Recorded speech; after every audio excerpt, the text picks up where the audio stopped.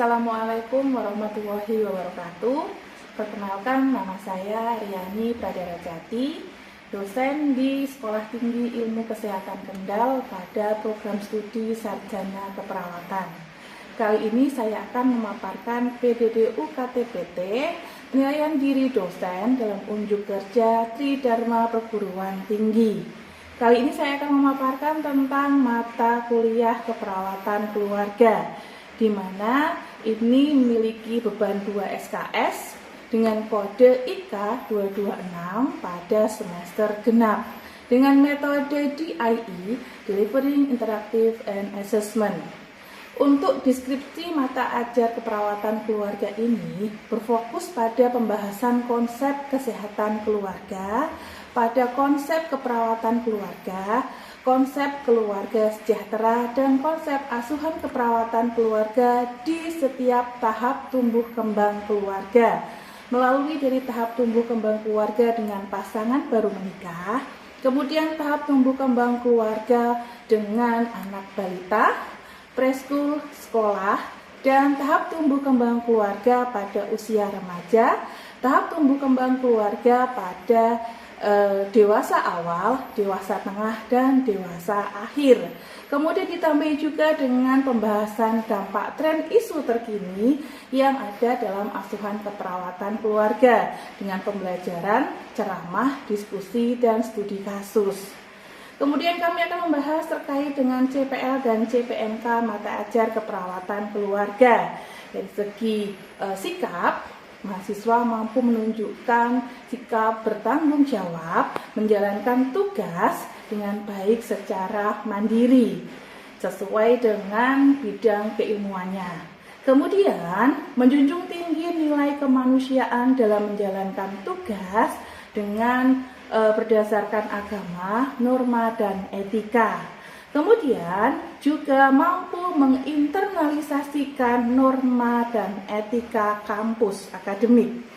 Selanjutnya, mahasiswa mampu untuk menjunjung tinggi ataupun mampu untuk memahami adanya perbedaan yang ada dalam masyarakat dan mampu untuk mengetahui, mempelajari, serta mengakui adanya temuan terbaru bukti orisinil dari orang lain dan mampu untuk berkontribusi meningkatkan mutu kehidupan individu, keluarga, dan masyarakat serta kemajuan peradaban. Kemudian dari segi pengetahuan, di sini menguasai filosofi, norma, konsep keperawatan khususnya konseptual teori middle rank, menguasai nilai-nilai kemanusiaan humanistic value, kemudian menguasai prinsip teknik dalam pembuatan asuhan keperawatan baik yang dilakukan secara mandiri ataupun kelompok dalam asuhan keperawatan bidang keilmuan masing-masing. Kemudian mampu menguasai konsep dan teknik dalam mengangkat sebuah diagnosa keperawatan, menguasai konsep keperawatan keluarga, menguasai konsep tahap tumbuh kembang keluarga beserta tugas di dalamnya, menguasai ataupun mampu mengetahui faktual terkini sistem informasi masalah keperawatan kesehatan keluarga. Selanjutnya, mampu memahami metodologi penelitian terkait dengan isu terkini keperawatan keluarga di dalamnya. Dari segi keterampilan, mahasiswa mampu memberikan asuhan keperawatan yang lengkap dan berkesinambungan dengan tetap mempertahankan keselamatan pasien atau patient safety secara dasarnya asuhan keperawatan dan nantinya untuk sesuai dengan yang sudah dalam intervensi keperawatan keluarga. Selanjutnya mampu menyimpulkan dan mampu menyusun menarik diagnosa keperawatan secara luas dan mendalam berdasarkan hasil dari analisa data, dari pengkajian, dan dari hasil-hasil sumber terkait yang nantinya akan ditarik dalam sebuah prioritas masalah. Kemudian mampu menyusun intervensi, implementasi dalam asuhan keperawatan secara kode etik keperawatan dan peka budaya, kemudian mampu untuk memahami perbedaan dalam masyarakat, kemudian juga mahasiswa mampu untuk mengevaluasi, merevisi dari rencana keperawatan secara reguler, baik dilakukan secara mandiri ataupun dengan tim medis yang lainnya. Mampu berkomunikasi dengan baik pada klien, kemudian juga mampu memberikan beberapa informasi yang akurat pada pasien, memberikan pendekatan, memberikan sebuah kenyamanan bagi pasien dan keluarga. Kemudian juga mampu menyusun hasil atau dokumentasi dari asuhan keperawatan yang sudah dilaksanakannya dengan baik dan melakukan studi kasus pada permasalahan yang sudah dibahas. Kemudian juga melalui refleksi diri, telaah kritis, dan juga peer review dari praktek keperawatan asuhan keluarga yang sudah dilaksanakan.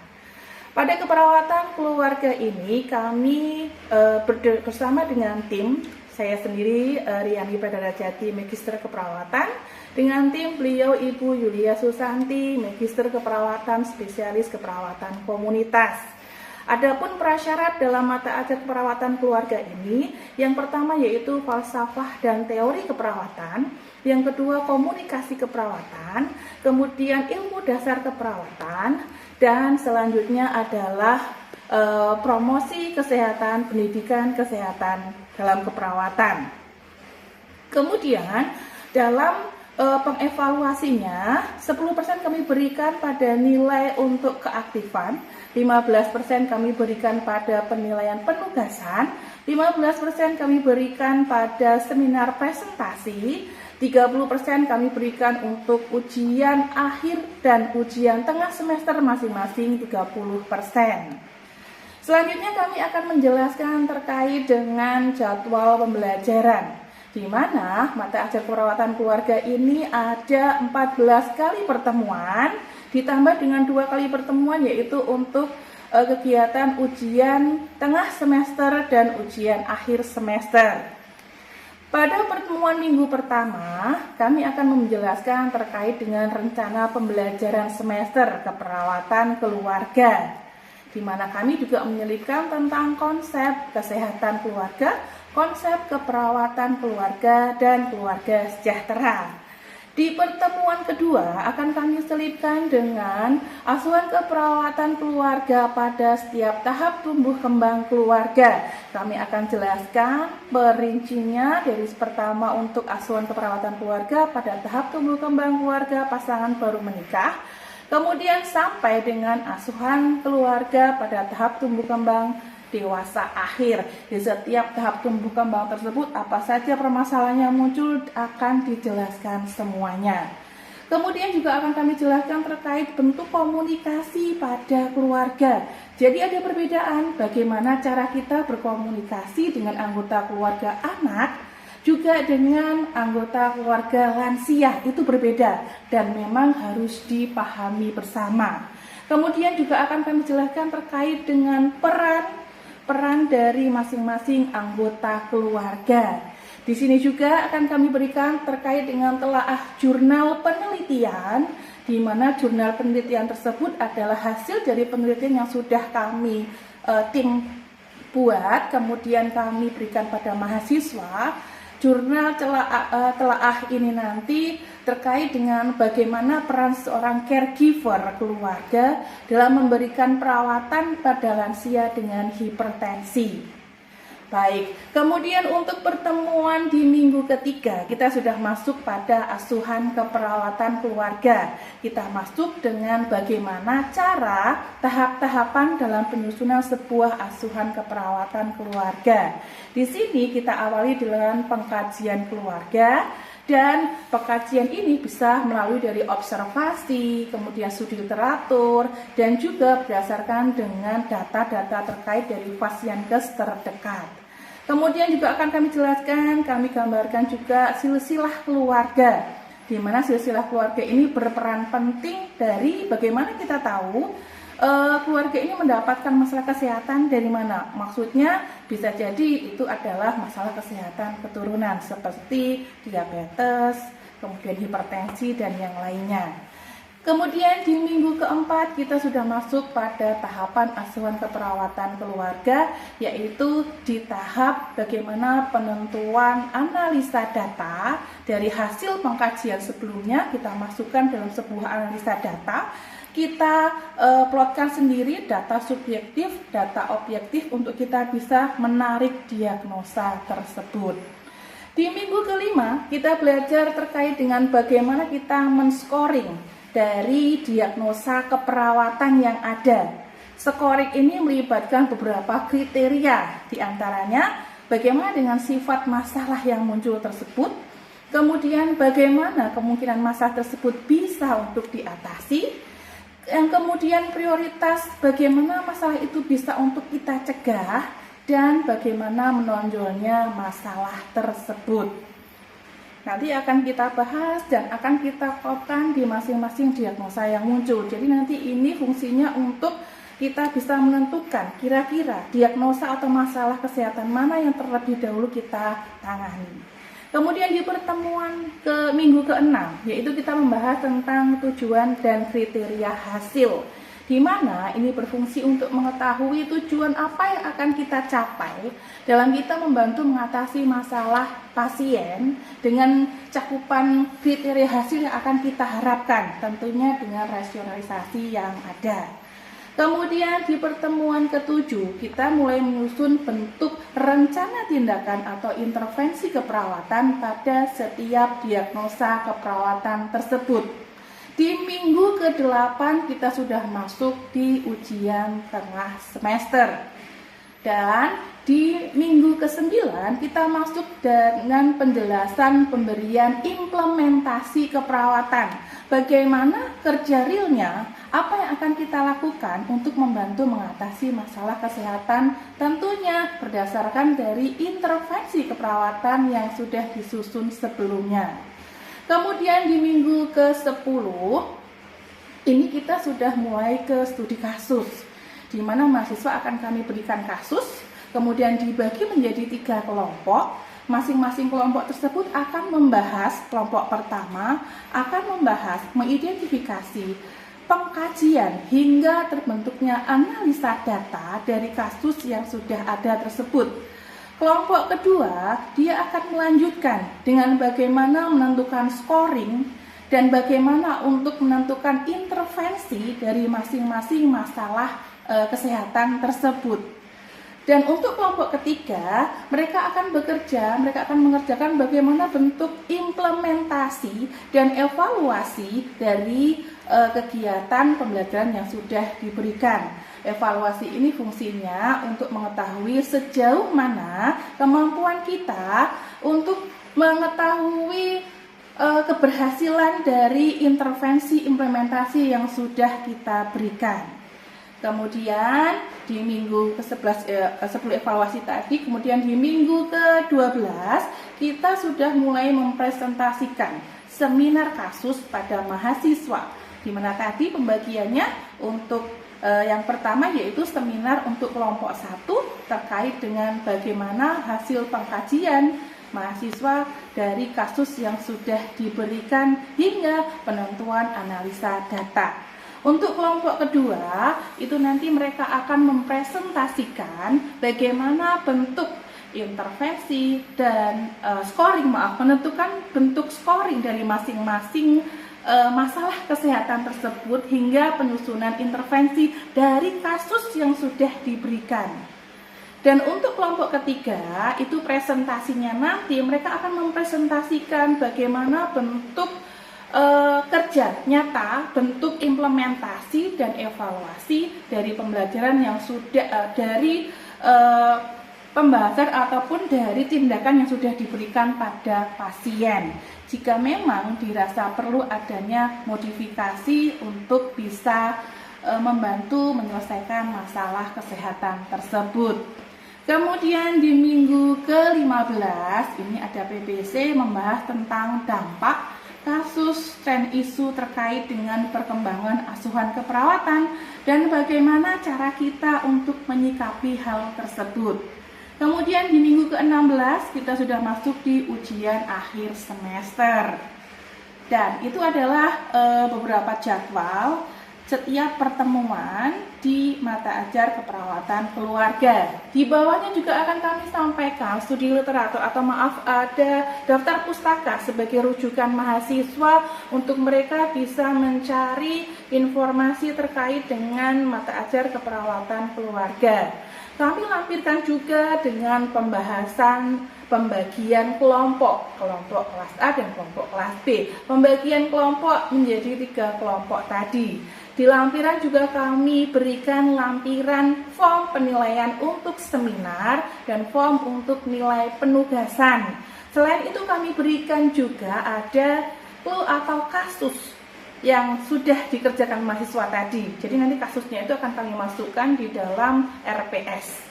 Selain itu juga akan kami masukkan form untuk pengkajian keperawatan keluarga sebagai dasar mahasiswa untuk membuat asuhan keperawatan keluarga, mulai dari pengkajian sampai evaluasi tindakan keperawatan yang sudah diberikan tersebut.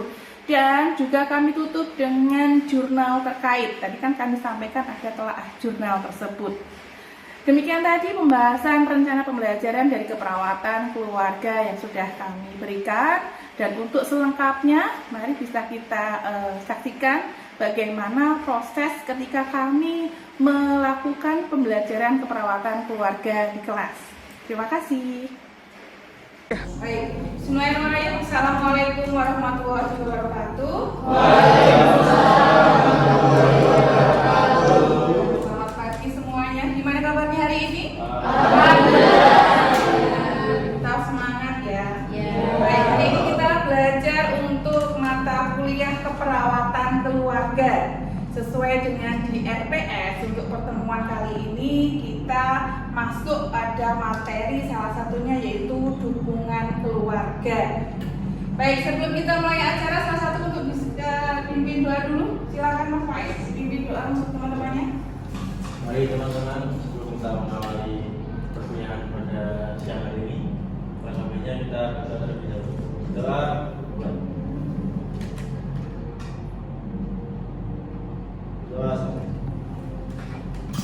Baik, hari ini siapa yang tidak hadir?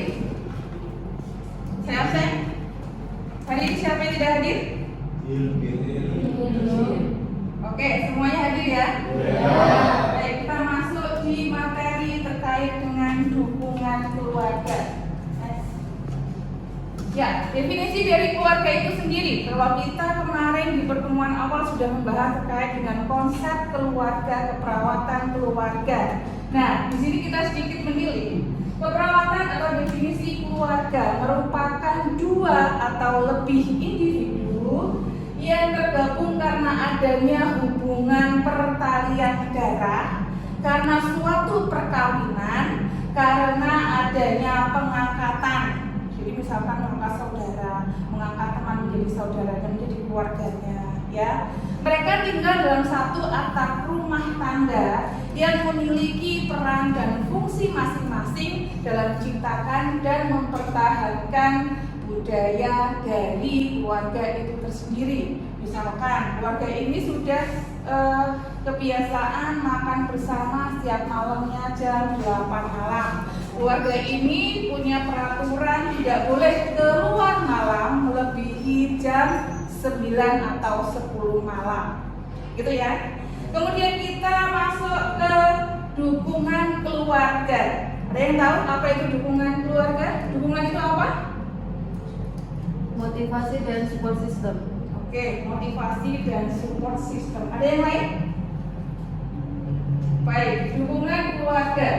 Dukungan keluarga merupakan sebuah bentuk hubungan interpersonal dari individu yang meliputi sikap, tindakan, dan juga penerimaan dari keluarga itu sendiri tentang bagaimana mereka bisa menerima anggota keluarga yang sedang dalam masalah, dalam hal ini masalah kesehatan ataupun masalah yang lainnya, hingga mereka merasa nyaman, mereka merasa merasa tenang di dalam lingkup keluarga tersebut. Oke, kemudian tujuan dari keluarga. Ya, keluarga sebagai unit dasar yang memiliki pengaruh terhadap perkembangan individu. Seperti yang kita ketahui bersama bahwasanya tempat pertama kali kita bersosialisasi, tempat pertama kali kita mengenal lingkungan dunia adalah keluarga. Bagaimana kemampuan keluarga memberikan tumbuh kembang yang bagus pada keluarganya sehingga mereka mampu beradaptasi dengan baik. Kemudian kerangka bagi kebutuhan harapan anggota keluarga yang merupakan sebuah kebutuhan dan tuntutan masyarakat. Masyarakatnya ingin supaya nanti banyak remaja di sini yang pandai dalam hal iptek. Remaja di sini pandai terkait dengan masalah kesehatan. Di sini peran keluarga bagaimana caranya untuk bisa menciptakan atau memberikan pendidikan kesehatan pada anggota keluarga, menyekolahkan misalnya. Kemudian menstabilkan kebutuhan kasih sayang, sosial ekonomi dan kebutuhan sosial seksual lainnya. Tentunya ada di dalam keluarga. Semua kebutuhan dasar kita bisa terpenuhi dengan adanya keluarga yang sehat. Kemudian memiliki pengaruh penting terhadap pembentukan identitas seorang individu dan perasaan harga diri. Ini namanya siapa ya? Oh, namanya Mbak Vina, Mbak Feni. Mbak Feni putranya siapa? Itu loh putranya Pak Lurah. Oh iya, ada identitasnya. Oh, Mbak Feni. Ya, oke. Nah, jenis hubungan keluarga di sini itu meliputi 4. Ada informasi, kemudian emosional, instrumental, dan penilaian. Kita kupas bersama. Yang pertama yaitu bentuk fungsi dukungan keluarga dari emosional. Merupakan keluarga sebagai tempat yang aman dan damai untuk beristirahat dan membantu penguasaan terhadap emosi. Ya, jadi di dalam keluarga itu kita ciptakan lingkungan yang damai. Kita merasa tenang, kita merasa ayem. Dalam keluarga kita bisa dilindungi, kita bisa saling menyayangi. Fungsi afektif keluarga ada di situ. Kemudian instrumental, sumber pertolongan praktis dan konkret dalam memenuhi kebutuhan, misalkan makan, minum, istirahat, dan butuh uang. Kalau anak kos itu biasanya ATM ya. Apa ATM? ATM itu biasanya dipakai anak kos itu atau telas mulai. Ya. Iya, jadi kalau uangnya habis mereka akan keluar. Kemudian informasional, pemberian saran, sugesti informasi kepada anggota keluarga dalam hal yang mengalami masalah kesehatan. Mereka akan memberikan informasi kesehatan. Oh, di sana besok ada pemberian pendidikan kesehatan terkait masalah lansia, misalkan. Oh, di sana besok jam sekian ada posyandu lansia memberikan informasi, ya, memberikan nasihat, usulan, saran, dan petunjuk. Yang terakhir yaitu dari penilaian, penghargaan.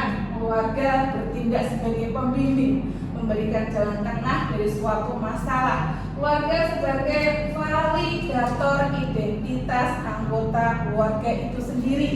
Kemudian juga memberi support system, penghargaan bagi anggota keluarga yang mampu menunjukkan perbaikan sikap ketika mereka diberikan informasi terkait kesehatan tadi.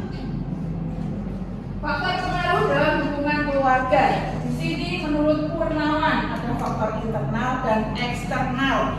Faktor internal di sini yaitu pendidikan atau pengetahuan, di mana latar belakang pendidikan dan pengalaman seseorang itu menentukan kecakapan seseorang dalam memberikan dukungan pada anggota keluarga.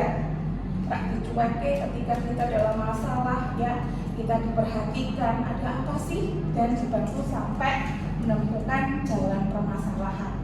Kemudian faktor emosi, yaitu memberikan keyakinan, kemampuan membantu mengatasi stres. Ya, ketika orang sakit dia akan stres, dia akan bingung, toh kalau seperti ini nggak sembuh-sembuh.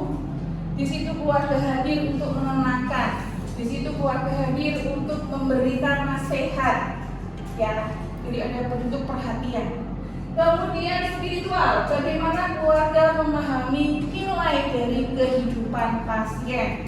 Apakah sakit ini datang sebuah kutukan? Apakah sakit ini datang karena adanya cobaan dari yang kuasa? Kalau nggak sembuh-sembuh nih, sakit lama nggak sembuh-sembuh. Bagaimana peran kita dari spiritual kita? Ya, ayo istighfar, ayo kita berdoa dan mencoba alternatif yang lain. Kemudian dari faktor eksternal, peran keluarga, faktor peran nyata. Bagaimana keluarga memberikan dukungan yang akan mempengaruhi anggota keluarga yang mengalami masalah tadi. Contohnya apa? Pencegahan terhadap penyakit. Nek mandi jangan terlalu sore ya Mbak, misalkan. Nanti nggak kena mati. Kalau makan dikurangi asin ya, nanti nggak kena hipertensi meskipun ada faktor genetiknya. Kemudian faktor sosial ekonomi, mencakup permasalahan ekonomi, kemudian psikososial, stabilitas perkawinan dan gaya hidup, ya. Dengan gaya hidup yang seperti apa, kemudian bagaimana upaya dukungan keluarga untuk bisa memberikan masukan pada anggota keluarga dalam merubah sikap. Kemudian latar belakang budaya. Di sini keyakinan nilai dan kebiasaan individu dalam memberikan dukungan, cara pelaksanaan kesehatan secara pribadi. Ada keyakinan sendiri dalam keluarga tersebut. Ada sebuah hal yang memang selalu dilakukan oleh individu tersebut dalam keluarga tersebut. Misalkan ya, setiap anaknya mau berangkat sekolah atau suami mau pergi ke kantor selalu dibawakan bekal makan. Alasannya apa? Dengan bekal makan mereka merasa itu makanan sehat daripada beli di luar yang dimana banyak pengawet, banyak zat pewarna dan lain sebagainya. Oke, kemudian faktor pengaruh dalam hubungan keluarga menurut treatment 2010.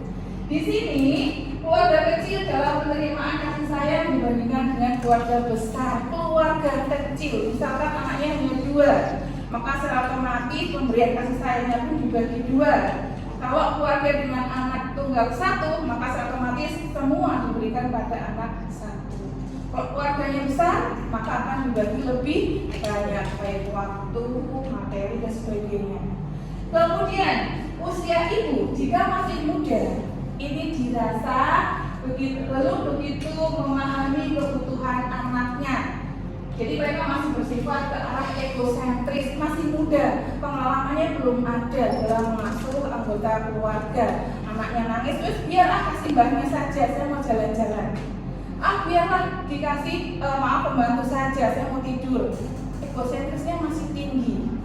Kayak itu tidak mau memberikan ASI eksklusif, takut nanti secara estetikanya merusak anggota badan mereka sendiri. Itu yang paling parah.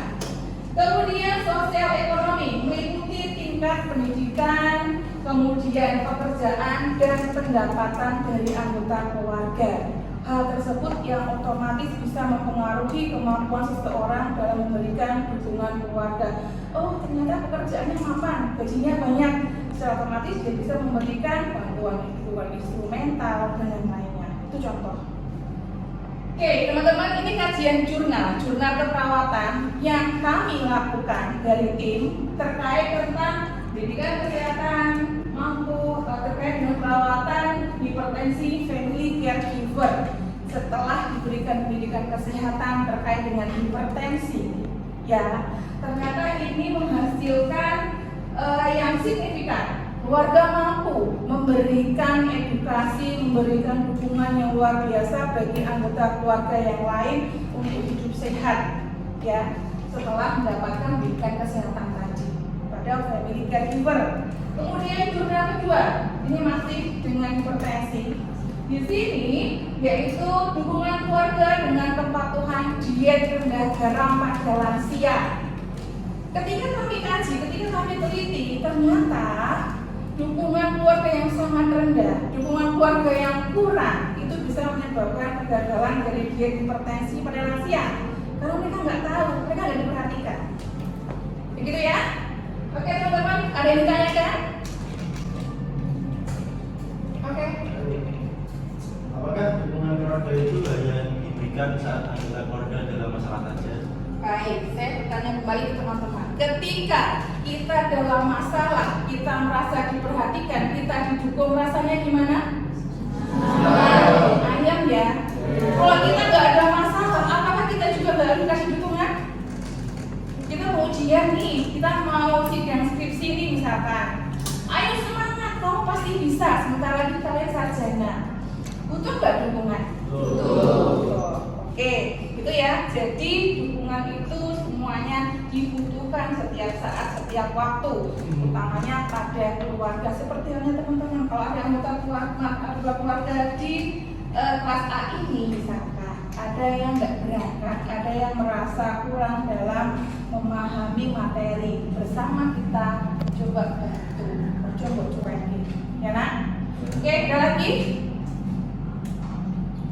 Baik, kalau tidak ada, saya cukup akhiri sekian. Terima kasih. Wassalamualaikum warahmatullahi wabarakatuh.